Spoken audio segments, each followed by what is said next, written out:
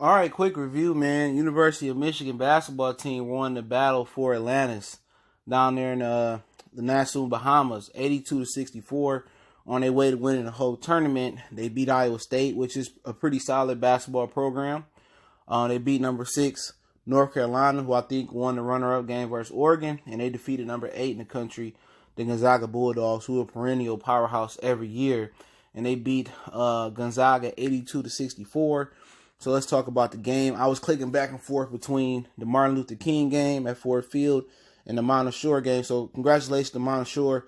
They got a good football program I never heard of, and they had a great offense, and their quarterback was dynamic. I thought it was Christian McCaffrey Jr. back there. So congratulations to Mount Shore. They beat the defending champion Martin Luther King, and I remember it was a time where a DPS team had never won it until King won it. I think they had the Green Bay Packer guy over there, I forget his name. He no longer plays for the Packers though, but I forget his name with the UFC. Nick Perry, I think his name was. But hey, Juwan Howard, I think Michigan should be ranked inside like the top 5 next week, if not number 1, after this run they had this weekend. And shout out to Isaiah Livers and John Test. They pretty much powered this team to a great victory in Xavier Simpson, who had 8 turnovers, I think, in the first game, and he only had 3 in the last 2 combined. So Xavier Simpson, he had 13 points, 5 rebounds, and 13 assists, which is not easy to do in college basketball with all the zone being played. And Tess is just the animal in the middle, okay? He was the tallest, strongest guy on the court, and it's one thing to be tall, but to play big and be physically strong from top to bottom. You can see that he can play. And then they had Franz Wagner out there as well too. I don't know if he related to Mo Wagner. I learned these players a lot better. Eli Brooks, he poured in 8 points, but Gonzaga's always got good players and coach well. That's just bar none, and that's a good program, a very, very good program. And Michigan is got a solid leadership, and Juwan, he got these guys playing. If there was any question about how Juwan would transition from being an assistant coach in the NBA to college basketball, he understands college basketball. Okay, he understands the players, and I think the camaraderie and the connection and having these players run through a wall for you and still them respect you as a coach, I think that's the key. And once people see what he's doing and see the passion and see these players willing to run through a wall for him, and keep in mind, a lot of these players are not his players. They are John Beilein. So you have to give John Beilein credit because John Beilein had to give him the stamp of approval, for him to really mesh and connect with these kids this quickly. You know what I'm saying? So that's a good thing. But the game, Tess dominating the inside and the 3-point shooting is what the game really came down to. They did a good job on the boards, and they hit the 3-point shots, and that's a John Beilein trait. You know what I'm saying? Xavier Simpson was able to facilitate, penetrate, protect the ball.